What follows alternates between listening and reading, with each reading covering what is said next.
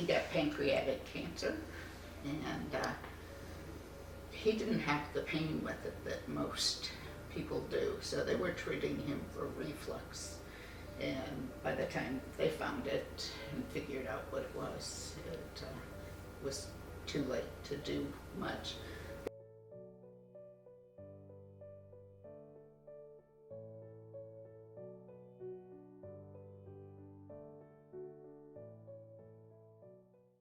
I moved in November of 2009, and 6 months later is when I went to a church thing. They were having a blood mobile that day, and that's when it came up that I was anemic.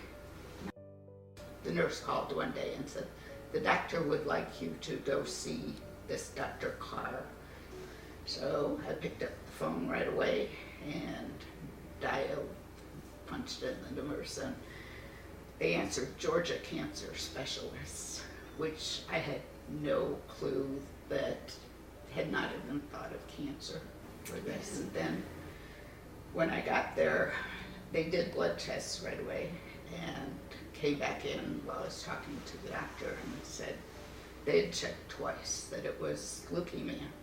Their plan is also that you stay in the hospital for 4 weeks after you have that chemo. You don't get to come home.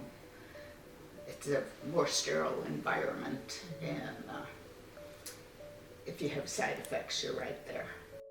So then the first thing they said was, we'll have to think about doing a bone marrow stem cell transplant.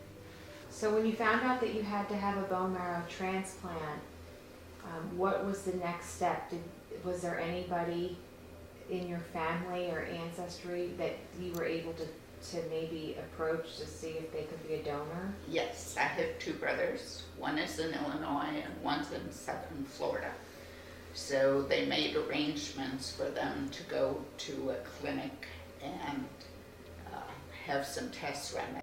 But it turned out neither of them were a match to me.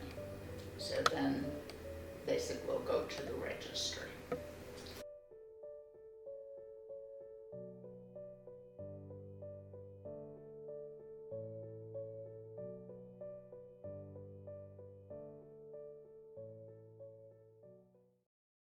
When did you decide that you thought you wanted to be a college football player? Definitely. I mean, I felt like I kind of wanted to do that my whole life. Football was always like a big part of me. When did you get the call that you may be a match for somebody?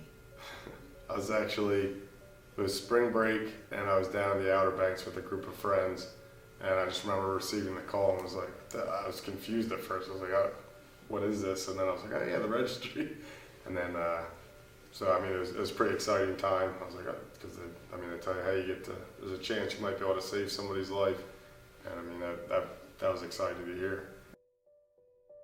Tell me about Ted as a player on your team. What was he like, and what do you remember? Well, we were just talking earlier out on the field, and Teddy was one of those guys that didn't have any paint on the front of his helmet. By the end of the season, just a very aggressive, talented running back. I remember watching him from his days at CB West, and right away saying, "Hey, this is a kid that we want in our football program." And he came in here and had a tremendous career, but always full of energy, always willing to work hard, and he was an ultimate teammate. When you got the call and you realized that you could potentially save someone's life, was there any hesitation, or did you ever think like, I got to learn more about this process before I decide what I'm going to do? Or yeah, well, initially I think I was more just excited. I was like, oh, it's an awesome opportunity. He's one of the most selfless players that we've had here, so it's no surprise that he did really made the ultimate sacrifice of helping and saving someone's life. So you're laying in bed and you're watching Ted's stem cells come into yours. What are you thinking about? I was praying. It's so awesome what these places and doctors and research and everything, but it's your chance and how your body accepts it. There's no guarantees with it, so I think his mother raised a very fine young man there, and it was just great. He did follow through. I'd heard, some back out. I didn't realize it was 50%, but he's one of my heroes, Dale. How do you think your mom felt watching you going through the process and seeing her son, making the sacrifice that you made? I think she was very proud. She told me that numerous times. So, it's always good to make your parents proud, and she was just really happy for me. Got to do the opportunity. I know she's looking forward to meeting Judy as well. Of course. But after Ed had passed away, I kind of felt like, well, I'd like to be around to see the little ones grow up and maybe see the older ones get married, stuff like that. What do you think it's going to be like? You're going to be in a room filled with 300 people. Definitely looking forward to it. A little nervous. It's pretty awesome how this is getting put together. I finally get to meet her. It will be a proud moment for me to be able to watch that.